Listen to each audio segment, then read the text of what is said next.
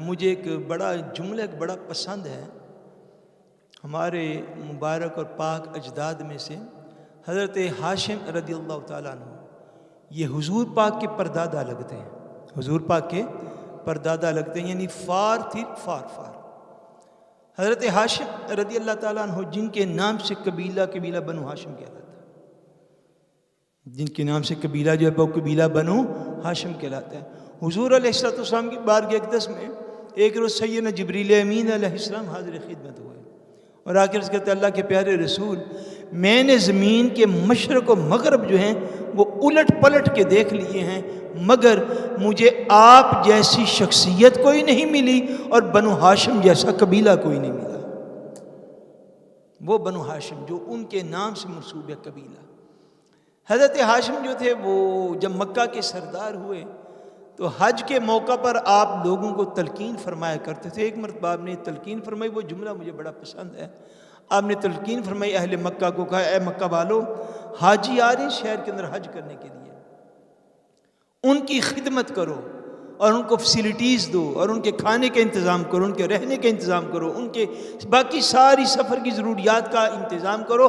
اور بخدا اگر ذاتی طور پر میرے پاس اتنے پیسے موجود ہوتے کہ میں ان سب کا انتظام کر سکتا ہوتا تو میں کبھی بھی تم لوگوں سے اس انتظام کے لیے نہ کہتا، کبھی بھی تم لوگوں سے اس انتظام کے لیے نہ کہتا. آپ کو میری بات کی سمجھ آ رہی ہے؟ بولیے کوئی بات کو سمجھیں.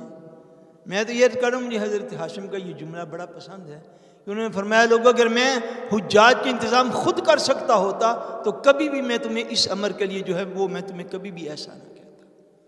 لیکن ایک بات ہے، مجھ گناہگار کے پاس اگر بہت زیادہ مال و دولت ہوتا، بہت زیادہ مال و دولت کہ میں یہ سارا لون خود اتار سکتا ہوتا تو حضور پاک کی سنت کی اتباع میں پھر بھی آپ لوگوں سے اس میں شمولیت کا ضرور ہی اعلان کرتا. یہ حضور کی سنت. حضور علیہ السلام نے اپنی پاک ذات کے حوالے سے ارشاد فرمایا اللہ نے مجھے یہ اختیار دیا ہے کہ اگر میں چاہوں تو میری خاطر احد کا سارا پہاڑ سونے کا بن جائے. مگر اللہ تبارک و تعالیٰ نے یہ طریق نہیں رکھا اس کائنات کے اندر. حضور ساری کائنات کے مالک و مختار تھے اللہ کے اذن سے. حضور مالک و مختار تھے اور احد پہاڑ بھی ان کے لیے سونے کا بن جاتا، مگر حضور نے اس امر کو پسند نہیں فرمایا. میرے آقا نے مسجد قباء بنائی تو اپنے غلاموں سے ارشاد فرمایا، مسجد نبوی بنائی اپنے غلاموں سے ارشاد فرمایا. حضور نے جہاد کیے اپنے غلاموں سے ارشاد فرمایا.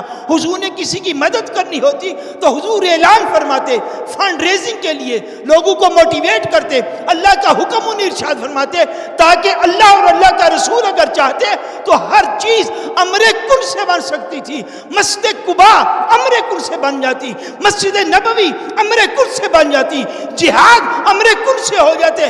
مگر جو طریقہ کار اللہ اور اللہ کے رسول نے رکھا ہے وہ طریق یہ ہے، جس نے کلمہ پڑھا ہے وہ اپنا اپنا نذرانہ اللہ کی رضا کے لیے پیش کرے. طریقہ یہی ہے. اس کے لیے کسی کرامت کی اجازت نہیں ہے، اس کے لیے کسی معجزہ دکھانے کی اجازت نہیں ہے. طریقہ یہی ہے کہ اہل اسلام کو کہا جائے کہ وہ اللہ تعالیٰ کے دین کی خاطر اپنے مال کو خرچ کریں. ہوتا بھی تو ہم حضور علیہ السلام کی سنت کی اتباع میں آپ لوگوں سے یہ بات ضرور کہتے ہیں. ہاں ایک بات ہے، میرے آقا نے ارشاد فرمایا اللہ حرام مال سے صدقہ قبول نہیں کرتا. اللہ حرام مال سے صدقہ قبول نہیں کرتا. جس نے اللہ کی راہ میں دینا ہے وہ اپنا رزق حلال پیش کرے اور رزق حلال سے اللہ تبارک و تعالیٰ صدقات کو قبول فرما لے.